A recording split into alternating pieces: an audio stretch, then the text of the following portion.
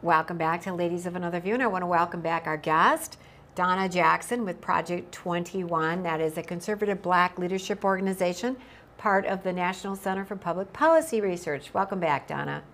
Thank you for having me.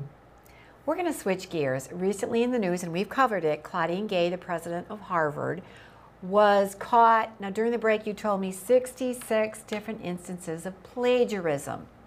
This all started when she gave a real lame excuse for terrorist type talking where against Jewish people, that it was okay to threaten their very lives and that they wouldn't necessarily do anything about it.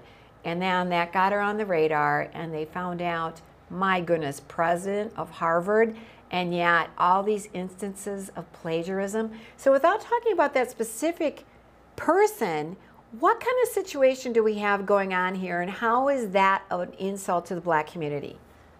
But okay, I'm gonna tell you how it's an insult to me as an African American woman. What this says is everything that I've worked the entirety of my life, and I've worked hard to be able to get to a position where my work was valued. I competed without anyone giving me any special treatment. I earned what I had, and I'm proud of it. But what she's done is she set Black women back 60 years, because everyone will look at me now and think that the only reason why I ever got a position is because of a carve out and I checked the right boxes. Irregardless of how hard I worked, all the sacrifices I made, I've been reduced to nothing. I mean, if you think about it in terms of physical, what you would have experienced, it would be like you saving the entirety of your life, retirement, sacrificing, saving, investing, and then somebody coming in and cleaning out your bank account. Because basically that's what's happened to my career. Individuals like this are always put forth on the left. They're always underqualified. She produced less works, articles, than our members produce in a 3-month period. 11. And it wasn't even her own work.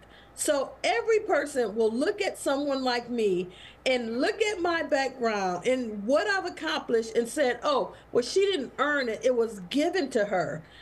Now there's a perception that African Americans cannot perform. I think that's the tragedy of this all. But they put her there not because of what she could achieve, but it was more about bullying the academic body and the American people and destroying the institutions. Let's remember this. Critical race theory says that our institutions were all set up to spread racism. And the only way to stop that is to destroy it. So they put up someone who hates Western values, who thinks that the Constitution is a racist document, and then they put her in this position to destroy the university, what the most prestigious university.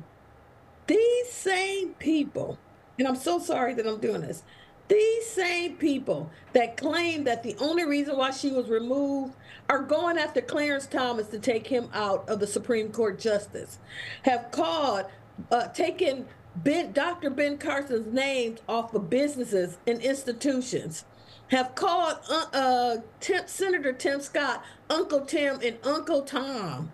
These same individuals omitted Condoleezza Rice and Clarence Thomas from the Smithsonian African American Museum. And I'll tell you this, they wouldn't hesitate for a second to call me and any other Black conservative the N-word. So when you see individuals put forward like this, it's actually degrading to not only me as an African American woman who's proud of having to fight and earn what I had, irregardless of the obstacle, but every African American that thinks that hard work and being able to stand on your own merit is somehow degrading as a human being. You know, it's very disheartening to see what's happening to the Black community. But I wonder, with your policy research, when episodes like this happen, or anything that some Black person in America does that splits us even further, are there students, I'm thinking of Harvard, the Ivy League schools, are there Black students that are waking up saying, this is wrong? This is just wrong that we're now being labeled, just like what you were saying, that we don't have to earn anything. I would think, I don't know their admission requirements. I know they're doing a lot of DEI stuff, but do some of them feel more marginalized now with all of this play on race that's happened since Obama was president? Absolutely. I hear students say that they were confident when they started.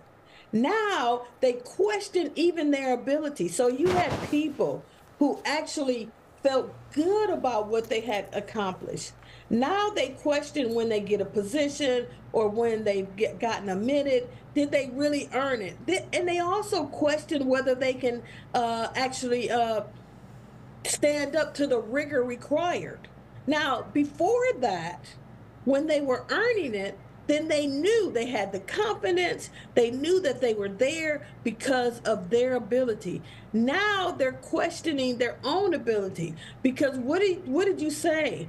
Well, if you're Black and you got a position, we just gave this to you. So now I feel like, well, do I know what it takes? And so now all of a sudden you have confident individuals who were sure of their ability, questioning their ability because they think everybody around them is questioning it. When you're confident in what you do, then that's half the job, knowing that you can do the job. Understanding that people didn't hire you because of a charity, they hired you to solve a problem.